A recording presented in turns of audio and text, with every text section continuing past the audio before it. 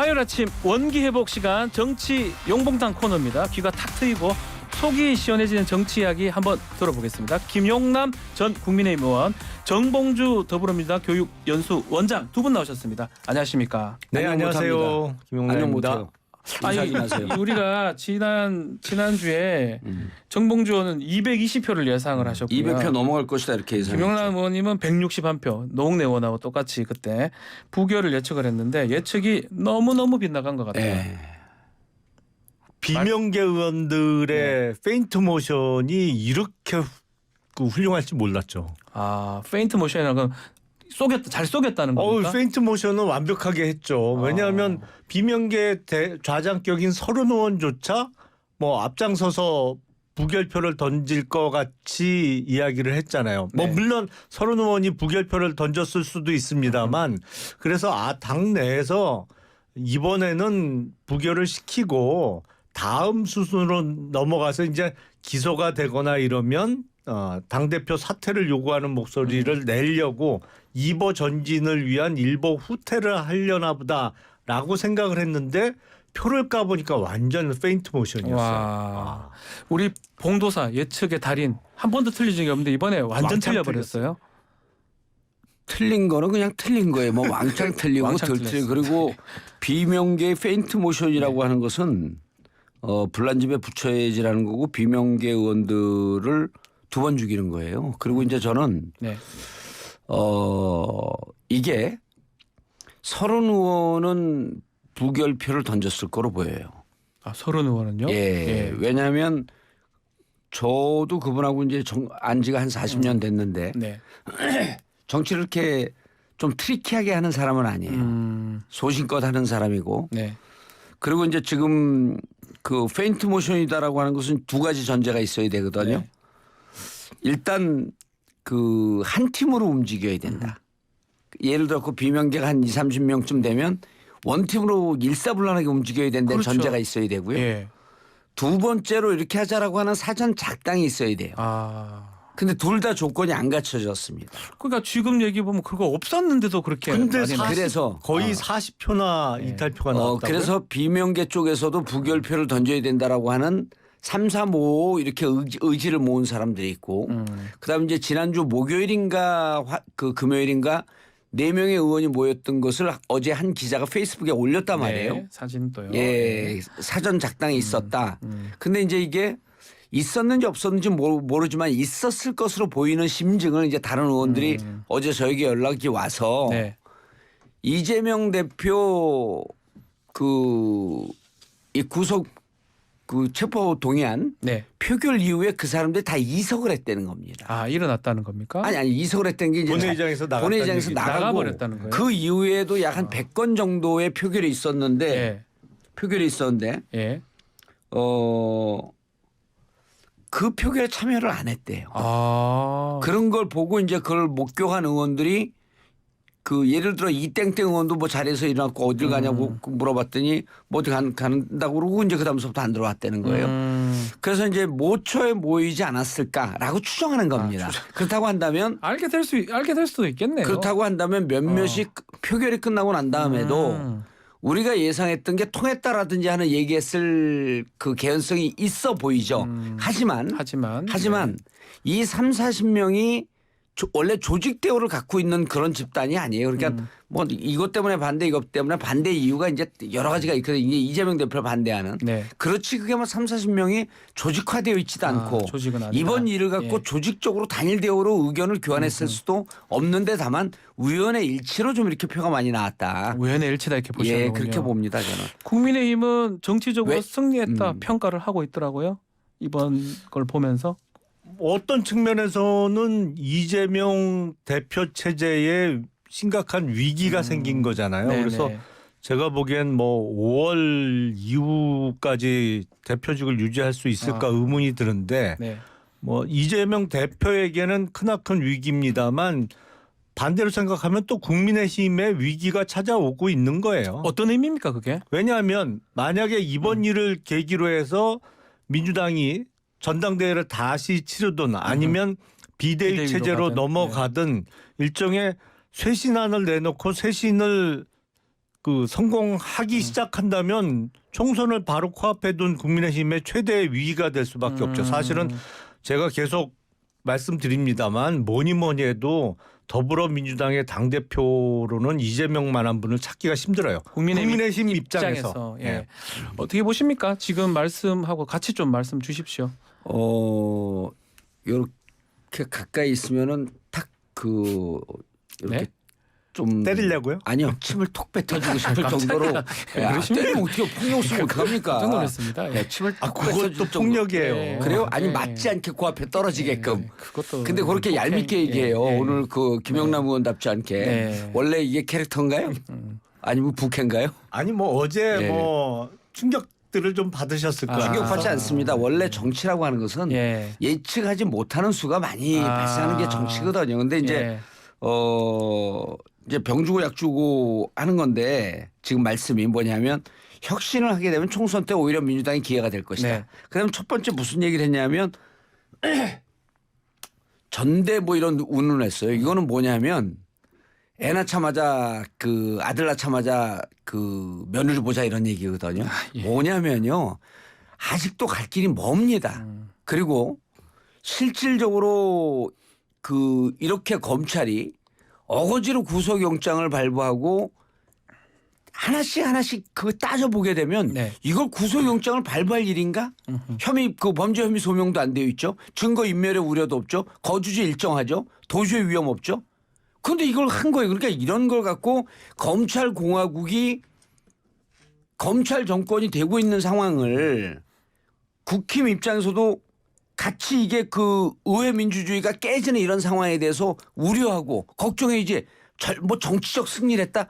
검찰한테 이거 목을 내주고 무슨 정치적 승리를 했다고 아니, 근데 자화자찬을 하고 있습니까? 반성하고 부끄러워하세요. 저런 정봉주 의원님의 이야기가 결국엔 이재명 대표가 계속 반복했던 야당 탄압이다, 검사 독재다 뭐 이 레토릭인데 네. 이 레토릭이 민주당 당내에서도 통하지 않는다는 게 어제 표결 결과로 입증이 된 거죠. 거의 40표 정도의 이탈표가 나왔으니까. 그리고 제가 예상을 해보면 이제 대략 5월 전후로 해서 지금 아직 구속영장에 포함이 되지 않았던 백현동, 정자동 그리고 쌍방울 대북 송금 사건과 관련한 구속영장이 올라올 가능성이 높은데 2차로 체포동의안이 올라오게 되면요. 이 정도 어제 표결 결과로 봐서는 이재명 대표가 나 당대표 사퇴할 테니 이번만은 체포동의안 부결시켜 달라라고 더불어민주당의 현역 의원들한테 거의 애거를 해야 될 상황이에요. 어제 표로 딱 봐서는. 네. 왜냐하면 2차 체포동의안 그대로 표결에 붙인다? 통과될 가능성이 높거든요. 근데 문제가 뭐냐면 국회에서 체포동의안이 통과됐다고 그래서 법원에서 뭐 자동적으로 구속영장을 발부하거나 그러지는 않습니다. 영장 심사를 이제 하는 거죠. 심사를 할 수 예. 있게 되는 거죠. 네. 근데 정치적으로는 이미 뭐 표현은 좀 이상할 수 있습니다만 자기가 소속된 정당으로부터도 버림받은 국회의원을 법원에서 크게 봐줄 이유도 없어요. 그러니까 법대로 심사해서 그냥 발부 여부만 결정하면 되는 거거든요. 그러니까 이재명 대표는 다음 구속영장이 청구될 그 무렵이 아주 크나큰 위기가 될 겁니다. 네. 네. 오늘 논리가 좀 과해요. 무슨 표현도 과하고 무슨 얘기냐면 일단 첫 번째 정치적 승리다라고 하는 저는 그 국힘의 인식이 네. 도저히 한심합니다. 승리 아니라니까요. 예를 들어서요. 위기지. 네. 예를 들어서 이게 그 불체포 특권이잖아요. 네. 그러니까 이건 여러 가지 상황이 있어요. 예를 들었고 대통령이 불소추의 특권을 갖고 있거든요. 네. 그럼 대통령도 특권 내려놓고 대선 때 본인이 사실과 다른 듯한 얘기한 그 부분에 대해서 수사 받을 겁니까? 이 얘기에 대해서는 한마디도 안 하잖아요. 그러니까 불체포 특권이라고 하는 것은 헌정의 중단이기 때문에 여러 가지 상황을 상정할 수 있는데 입법부를 침해하는 상황이 올 경우에도 쓸 수 있다라고 하는 것이란 말이에요. 그러니까 네. 이건 검찰이 입법부의 권능을 무시하고 치고 들어온 거란 말이죠. 그래서 정말 그렇게 된다 오히려 국힘 입장 쪽에서 이것이 구속영장 발부가 맞는지 체포영장 발부가 맞는지 입법부의 하나의 몸으로서 한번 따져보자라고 하는 그런 정치인이 있으면요. 네. 국민의힘에 더 박수를 보냅니다. 그런데 야 검찰이 했으니까 우리 검찰도 목을 입법부에 목을 내미는 게 맞아? 그리고 뭐 한 표 차인가로 이게 부결됐으니까 정치적 승리다? 이런 인식을 저는 도저히 동의할 수 없고요. 네. 입법부의 권능 포기했다라고 하는 말씀을 우리 청취자분들께서 꼭 한번 그 새겨주시기 바라고요. 예. 그다음에 이제 두 번째로 이게 야당 탄압이라고 우리가 규정했거든요. 예. 검찰 정권의 야당 탄압이다. 야당 탄압이라고 하는데 자당의 대표의 체포를 하는데 찬성한 17표 정도가 있을 거라고 보고 네. 또 애매모호하게 찬성도 아니고 반대도 아니고 기권 무효가 한 기권 20표. 무효가 20표. 예. 20표. 이분들이요. 다음 총선에서 출마하지 마세요. 뭐 예? 말라고요? 출마하지 마세요. 왜 그러냐면요. 누군지도 모르면서 뭘 출마하지 말라고 그러세요. 아니 이분들에게 얘기했잖아요. 출마를 강제로 규정하는 게 아니라 이 정도쯤 되면 본인의 양심을 걸고 자 나는 우리 야당 탄압이라고 규정했는데 우리 당대표의 체포 동의안에 찬성했다. 이런 양심 갖고 이걸 숨기고 계속 정치할 겁니까? 하면 안 되죠. 예를 들어 야당 탄압이라고 했을 때 난 야당 탄압이라고 동의하지 않습니다. 라고 발언을 하든지 아하. 야당 탄압이라고 일단 민주당을 한 목소리로 규정을 했거든요. 그런데 야당 탄압하기 위해서 당대표를 구속하겠다? 하는데 그 찬성을 했단 말이에요. 네. 기권했단 말이에요. 그리고 그걸 하기 위해서 담합을 했단 말이에요. 이런 사람들 정치하지 말아야죠. 이분들 명단 다 나옵니다. 결국 나옵니다. 그다음 마지막으로 이 부분은 좀 그 교정을 할 필요가 있어요. 당으로부터 예. 버림받은 그러면 이순신 장군이 12척의 배가 남았을 때 상위 12척 했을 때 아직도 나에게는 그 신에게는 12척의 배가 있습니다. 그럼 조선 민중이 이순신을 다 버린 겁니까? 나머지 그 조선 민중은. 그래서 저는 여전히 민주당에는 139명의 당대표를 믿어주는 의원이 있으니 한번 해볼 테면 해봐라. 구속영장 친다고 뭐 지금 했는데 검찰하고 뭐 내통하고 있습니까? 김용남 의원님, 영남인지 용남인지 뭐 밝히세요. 그 이제 138표죠. 예, 138표가 제 생각으로는 2차로 체포동의안이 올라오면 138표도 안 나올 것이 명확해 보이고 그리고 지금 불체포 특권을 말씀하시는데 이거는 명백히 불체포 특권의 남용입니다. 우리 헌법상 불체포 특권은 국회 회기 중에만 적용되게 돼 있어요. 그리고 회기가 아닐 때 구속됐던 국회의원에 대해서도 국회의 요구가 있으면 회기 중에는 다시 석방하도록 돼 있습니다. 그거는 어떤 사법 절차를 이용해서 국회 표결에 영향을 끼칠 가능성이 있기 때문에 과거 이제 독재 시대 불체포 특권을 우리 헌법 속에 넣어 놨습니다만 지금 보세요. 작년 9월 1일 정기국회 개원한 이후로 하루도 안 쉬고 계속 회기를 계속 잡았어요. 그리고 오늘로 끝나는 2월 임시국회에 이어서 바로 내일부터 3월 1일 3일째부터 더불어민주당이 또 임시국회 해놨어요. 이거는 정상적인 불체포 특권을 활용할 수 있는 상황이 아닌 거예요. 편법적으로 지금 임기를 계속 늘려서 1년 내도록 불체포 특권을 행사할 수 있는 상황을 더불어민주당이 만들어 놓고 있는 겁니다. 이거는 우리 헌법상의 불체포 특권의 정신과는 정면으로 배치되는 행위를 하는 거예요. 그리고 계속 야당 탄압 말씀을 반복하시는데 그거에 동의를 하는 의원도 일부 있을지 모르겠습니다만 적어도 속내는 아니 이게 이재명 개인 비리 사건에 대한 수사지 어떻게 이게 야당 탄압이냐라고 생각하는 민주당 의원들이 적어도 40명 가까이 있는 것이고 이번에는 소심하게 부결에 찍었을지 모릅니다만 2차 체포동의안이 올라오게 되면 상당수의 의원들이 이번엔 또 찬성으로 돌아설 가능성이 높거든요. 제가 그럼 지금 40표 정도인데 무효 기권 다 합쳐가지고 이분들은 그래도 어쨌든 간에 양심에 의해서 했다고 지금 김용남 의원님 말씀대로라면 본인들이 판단했을 때는 이재명 개인의 문제고 또 이건 문제가 있다라고 뭐 이렇게 판단을 한 거 아니냐 이렇게 얘기를 하긴 하거든요. 앵커 MC 말씀 잘하셔야 돼요. 138은 비양심적 투표를 했습니까? 아니요. 그게 뭐 무슨 말씀하고 계시는 거야 지금부터? 네. 예? 양심의 문제가 아니고 오늘 발언에 책임질 수 있어요? 책임이 아니고 김용남 의원님 질문으로 한번 해봅니다. 예. 그러니까 기분 나쁘다고 앵커하고 싸우지 예를 마세요. 들어 138표가 비양심적이고 37표 정도가 양심적이다 이런 건 아니고요. 그건 아니죠. 예. 네. 다 본인들의 소신껏 투표를 했죠. 근데 이제 네. 저는 아까 이게 담합이 아니다라고 얘기한 게 어차피 통과될 거, 어차피 통과될 거 이런 이견의 목소리도 있다라고 하는 좀 나이브한 결정이 있었을 것 그게 같아요. 40개나 될 아니, 수가 근데 있습니다. 그게 3, 3, 5 모여갖고 서른 의원처럼 부결을 던진 분들도 계셨을 거고 네. 그래서 저는 다시 들어오게 되면 이 상황이 그러니까 오늘 의원들하고 통화를 해보니까 이렇게 얘기를 해요. 네. 민주당이 보통 이제 이런 표결을 하게 되면 상임위별로 이렇게 점검을 하는데 네. 그런 것도 하지 않았고 어허. 너무 안이했다 이런 표현을 해요. 안이했다. 예, 그래서 예. 저는 검찰이 이거 원래 쪼개기 그 영장 청구하지 말라고 이게 연수원에서 가르치거든요. 네. 근데 이제 지금 뭐 우리 김용남인지 영남 의원은 아, 예. 어떻게 배웠는지 잘 모르겠지만 쪼개기 지금 치고 오겠다는 거 아니에요? 연수원에서 배운 대로 하지 않겠다는 거예요. 그러니까 검찰 영장 청구권을 또 남용하는 거죠. 그래서 저는 치고 들어오려면 치고 들어와라. 네. 또 표결 간다. 또 표결 가면요. 네. 지금보다 반대표 더 많이 나옵니다. 오히려 예. 부결이 더 많이 왜냐하면 결집할 것이다. 우리가 이 부분에 대해서 어차피 부결될 거라고 해서 조금 더 쉽게 생각을 했나 보다라고 하는 자성과 반성의 목소리가 더 커질 거로 보입니다. 왜냐하면 왜냐하면요.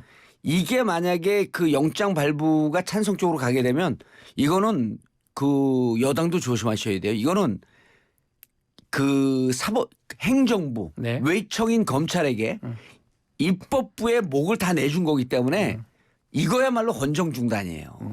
그게 무척 심각한 상황이 오는 겁니다. 김영애 의원님 제가 짧게 알기로는 정 의원님은 사법연수원은 안 다니시고 형사소송 절차를 몸으로 익히신 분인데 연수원을 마치 다닌 저보다 더 잘 아시는 것처럼 이번 사안은 만약에 연수원 백현동 나온 사람 정자동 그렇게 얘기합니까?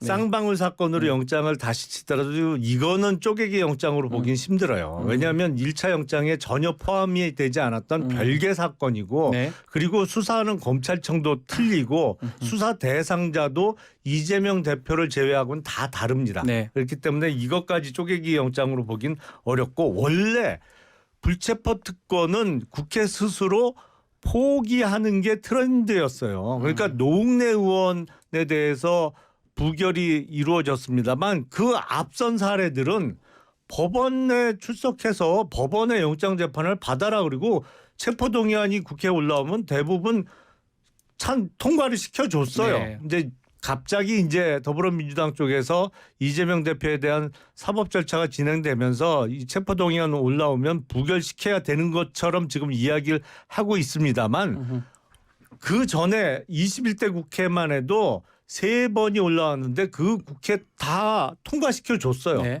억울하면 법원 영장재판 출석해서 기각을 받으시라고. 그러니까 지금 체포동의안의 남용이라고 제가 계속 말씀을 드립니다만 이건 철저하게 지금 남용되고 있어요. 검찰 네. 권한의 남용이라고 제가 지난 네. 시간에도 지적을 했는데 뭐냐면 중앙지검, 수원지검, 네. 그다음 성남지청 3군데로 나눠져 있거든요. 네. 그러니까 이게 뭐 문재인 대통령 때 나눴다. 그렇게 되면 한 사람이 이게 뭐 개인 비리라고 하는데 동의할 수 없지만 어쨌든 한 사람에 대한 거기 때문에 사건이 나눠져 있어서 사건을 한쪽으로 병합을 해줘야죠. 네. 근데 이게 역대 대통령 권력 비리보다도 그러니까 이게 탄핵받은 사례보다도 더 많은 검사가 투입돼서 더 많은 시간을 수사를 하고 있습니다. 이건 묶어야 되거든요. 네. 그러니까 여기에서부터 검찰권의 남용이 오는데 쪼개기 하고 있는 게요.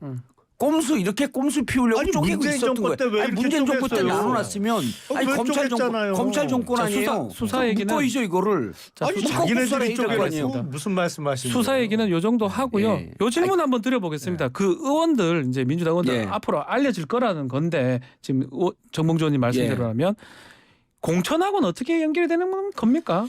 그거는 이제 3단 네. 가정론법이기 때문에 요새 그렇게 얘기하는 건 적절치 않고요. 알려진다라고 하는 게 이제 또 자칫 오해가 될 수가 있어요. 지금 뭐 명단도 돌고 있어요 벌써. 아니 그리고 의원들끼리 압니다. 다 압니까? 의원들끼리 알고 의원들끼리 3, 3, 5 얘기하는 게 이제 이게 취합되는 과정이고 네. 그리고 하늘 아래 비밀이 어디 있겠습니까? 하늘 아래. 그래서 네. 저는 이런 부분을 갖고 알려지는 부분에 대해서는 그다음에 어떻게 할 것인지 그리고 본인이 나는 부결 찍었습니다. 심지어는 인증샷 찍어놓은 사람들도 있을 거예요. 나중을 위해서. 인증샷을. 그래서 네. 저는 예. 이거를 당원들이나 이런 분들이 정말 화가 나는 일이죠. 그 당의 대표를 구속시켜야 된다라고 하는데 찬성표를 던지거나 무효표를 고의로 만든 사람들은 이게 정치적 양심을 두고 본인이 출마하지 말아야 된다고 아까 제가 얘기하지 않았어요? 예, 예. 이게 드러나는 상황은 어떻게 드러날지 모르겠지만 결국 드러나게 되면 공천을 누가 행사하든지 간에 나는 이렇게 당의 판단과 다른 길을 선택을 했기 때문에 민주당으로서 출마하는 것은 포기하겠습니다. 라고 본인이 선언하는 게 맞다는 거죠. 그 지금 최강욱 의원 오전에 인터뷰 보면 이 살생부 얘기 자꾸 도니까 심정은 알겠지만 살생부 하는 건 맞지 않다 이런 식으로 얘기를 제가 하는 저도 것 같은 같아요. 얘기예요. 예. 그리고 뭐 본인이 선언하는 게 맞는 거죠. 그럼요. 국회의원이 더군다나 무기명 비밀투표장 안에서 뭘 찍었는지 정확하게 확인할 방법도 없을 뿐만 아니라 본인의 소신과 양심에 따라서 표결했다고 해서 뭐 살생부가 돈다면 그거는 대단히 잘못된 일이죠. 네. 그리고 그렇잖아요. 본인이 생각하기에 야 이거는 개인 비리에 대한 수사야. 얼마든지 합리적으로 그렇게 생각할 수 있는 거고 본인 소신대로 표결을 했는데요. 네. 그 최근에 기동민 의원하고 이수진 의원 기소가 됐잖아요. 예. 이게 혹시나 이 비명계 의원들을 좀 불안하게 한 요인은 아닌가? 그건 어떻게 보십니까? 여러 가지 함의를 두고 질문하시는 네. 것 같은데 예. 이른바 이제 그 많은 의원들이 적지 않은 의원들이 이제 엑스파일이 존재하고 있다. 네.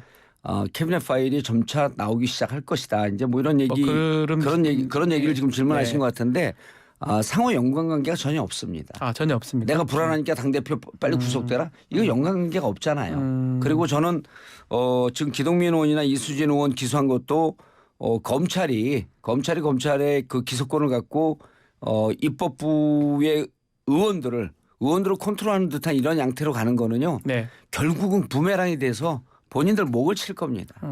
아니 국회의원은 네. 검은 돈 받아 먹어도 돼요? 그리고 아니죠. 뭐 500만 원씩 하는 양복 200만 원. 얻어 입어도 네. 200만 원인가요? 아니죠. 뭐 이 몇백만 원씩 하는 사건이요. 이 양복 사건이 얻어 입어도 언제 돼요? 수사가 이게 끝난 줄 아세요? 다른 아니 사람도 언제 수사가 아니고 끝난 줄 아세요 이게? 이게 사모펀드 관련해서 사실상 사기적 거래를 한 업자들로부터 아니 받은 예를 거잖아요. 들어서요. 보세요. 이게 드러난 게 언젠데 이제서야 기소가 되는 게 검찰 잘못된 출신이라고 거죠. 너무 검찰을 옹호하지 마시고요. 이거 기동민 의원 기소하고 이수진 의원 기소하고 이거 나중에 무죄돼도 그 책임지는 검사 있습니까? 이런 얘기를 하는 거예요. 그리고 이거 수사가 끝난 지 1년이 넘었어요. 아니 이걸 기소 안 예? 하는 게 맞다고 아니, 생각하시는 거예요? 그러면 지금 이거를요? 이걸 기소 안 하는 게 아니 맞다라고 왜 이제까지 안 생각하시는 하고 있다가 거예요? 이제 합니까? 이제까지 안 하고 수사가 있다가 늦어진 거죠. 수사가 지금 늦어진 게 아니죠. 수사는 이거 이미 벌어진 종결. 게 그러니까 캐비넷에 두고 있다가 자 그때 수사가 끝나갖고 기소여부가 그때 판단을 했어야죠.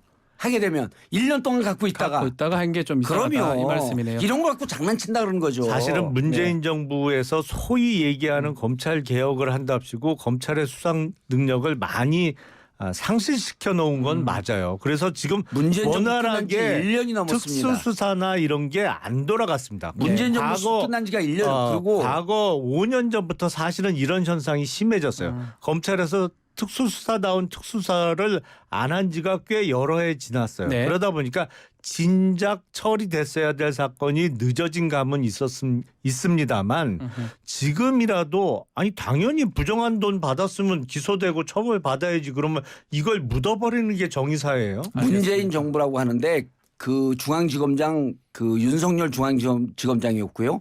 검찰총장 윤석열이요. 그러니까 문재인 정부의 검찰은 윤석열이 쥐고 있었습니다. 알겠습니다. 그리고 그때 조국 장관 사냥하듯이 그 수사한 거 기억 안 나세요? 뭘 수사를 못했다 그러세요? 알겠습니다. 수사 얘기는 뭐 요 정도 하고요. 또 민주당 얘기도 너무 길어져서 짧게 우리 정순신 지금 변호사 국가수사본부장 사퇴한 거 이 얘기하고 좀 마무리를 하겠습니다. 그 부분 지금 김영남 의원님 어떻게 보십니까? 이거는 뭐 인사검증의 실패죠. 사실은 인사검증 시스템을 대대적으로 개편을 하든지 아니면 왜 이런 일이 생겼는지를 좀 살펴봐야 될 것 같아요. 네. 이제 각종 그 부처에서 서로 몰랐다라고 주장을 하는데 몰랐다면 더 큰 일이죠. 아 몰랐다면 더 문제다 이거는. 그러니까 이게 그러면 알았었어야 되는데. 시스템이 제대로 작동 안 예. 한다는 얘기니까. 예. 그 국수본을 처음에 이제 우리가 그 이상민 행자부 장관 네. 드릴 때 이상민 행자부 장관 들이면서 결국 경찰 수사력을 마비시키고 검찰 수사 하위에 두려고 하면서 국수본부장을 외부에서 들일 수 있거든요. 네. 국수본부장을 검찰 출신 할 것이다라고 우리가 이미 6, 7개월 전에 예견을 했습니다. 그대로 갔죠. 그리고 윤석열 대통령하고 한동훈 법무부 장관하고 거의 근무 일정이 일치됩니다. 이걸 네. 모르고 이렇게 인사했어요? 알면서 했다라고 국민들이 인식을 하고 있을 겁니다. 네. 그리고 이것이요. 이미 MZ세대 2030 세대에서 등을 돌리기 시작한 이제 지난번 곽상도 50억 때문에 등을 돌렸는데 이게 아마 저는 트리거가 될 거라고 봐요. 그리고 계속 몰랐다고 하세요. 그리고 검증 제대로 하고 있다라고 끝까지 우기시면 됩니다. 그러면 지지율 폭락하고 위험한 상황까지 갈 일밖에 없어요. 인사검증 실패는 인정하는 거예요. 이건 뭐라고 얘기해도 아니 김용남 의원이 인정한다고 인정이 되는 게 아니잖아요. 지금 네. 정부 부처에서 인정 안 하지 않습니까? 인정하는 거 아닌가요? 윤희근 청장은 지금 사과를 했고요. 법무부 장관이나 뭐 대통령 같은 경우는 검증이 좀 잘못됐다, 몰랐다, 뭐 이런 식으로 얘기를 하고 있거든요. 그 부분은 어떻게 보십니까? 그러니까 지금 1차적으로는 법무부 산하에 있는 인사정보관리단에서 그렇죠. 1차 스크린을 하잖아요. 그리고 2차로는 대통령실의 공직기강 비서관실에서 한다고 봐야 되는데 실제로 이게 1차, 2차 정확하게 나눠서 단계별로 스크린이 돼서 올라가고 다시 한번 새로운 시각에서 검토를 하는지가 조금 살펴봐야 될 것 같아요. 네. 이게 제대로 작동되고 있는지. 그래서 저는 그 윤석열 대통령의 대선 공약 비슷하게 돼버렸습니다만 네. 대통령실에 민정수석실이 계속 없는 게 맞나? 아, 오히려 있어야 된다 이렇게 보시는 거군요. 아니 그러니까 이게 그 역할을 이름이 하는, 꼭 네. 민정수석실이 아니더라도 예. 어차피 지금 각종 인사에 있어서 인사위원장은 대통령실의 비서실장이 네. 하거든요. 그러면 비서실장 산하에 지금 공직기강 비서관실에서 한다고는 합니다만 네. 보다 인력이나 조직이 확충되고 권한도 명확하게 부여된 인사검증 조직이 필요하지 않을까라는 생각을 합니다. 네. 저는 법무부 산하의 인사정보관리단을 두고 인사관리를 법무부한테 위임을 했다? 네. 이거 자체가 비정상적인 형태죠. 그리고 이거 만들 때 이게 지금 그 대통령령으로 만든 거 아닙니까? 이거 네. 만들 때 국회에서 계속 지적했잖아요. 그런데 그때 뭐라고 답변했냐면 음지에서 대통령 비서실에서 하는 게 왜 음지에서 하는 겁니까? 모르게 하고 있던 것을 이제 공개적으로 한다 그랬어요. 공개적으로 인사정보관리단에서 뭘 진행하고 있는 걸 공개하고 있습니까? 예. 아니잖아요. 그러니까 이렇게 대통령의 측근 중에 측근이라고 하는 한동훈 장관에게 막강한 권한을 줘서 인사를 관리하고 인사 시스템을 운영하려고 했던 기본 자체가 잘못됐다는 거예요. 그래서 지금 김용남 의원이 그 말씀하신 이게 그 민정수석실에서 하던 거거든요. 그렇죠. 공직기강 비서관실에서. 네. 이 체제로 가는 게 맞습니다. 이걸 그렇지 않은 것을 본인들은 손바닥으로 하늘을 가리고 있는 거예요. 모든 국민들 그다음에 입법부를 해본 사람들 행정부를 해본 사람들 이렇게 하면 안 된다는 거거든요. 왜 그 해수부에다가 이거 위임해 놓죠? 왜 꼭 법무부에다 위임해 놓습니까? 예. 그러니까 미국의 사례를 들어보면 미국은 인사검증하는데 시간이 상당히 오래 걸립니다. 최소 6개월에서 1년씩 해요. 대신 그래서 공석인 기간이 늘어나요. 근데 우리는 기존의 시스템이 그렇게 어떤 중요 보직을 공석으로 오래 두지 않는 시스템이고 그게 부적절하다고 생각해서 좀 빨리빨리 진행한 측면이 있는데 네. 그렇다면 빨리빨리 진행하는 대신 효율적으로 움직일 수 있게 시스템을 완비하고 조직이나 인력을 확충해 줘야죠. 네, 그게 필요하다. 자, 이제 30분밖에 안 남았습니다. 시스템 정비해야 된다고 봅니다. 이거는 각 행정부처로 갈 문제가 아니고 인사 관리, 인사 그 검증 혁신처. 시스템은 청와대실로 가는 게 청와대실로 가야 된다. 대통령실. 알겠습니다. 자, 오늘도 열띤 토론이 됐는데, 네, 알겠습니다. 뭐 그래도 다들 우리 청자분들 인상 좀 피세요. 네. 내가 핀 인상이에요 이게. 그게 다 피신 거예요? 남의 인상 갖고 이래라 저래라 하지 마세요. 네, 정치영풍당 여기서 마무리를 하겠습니다. 정봉주, 김용남 의원 두 분 감사합니다. 네, 고맙습니다.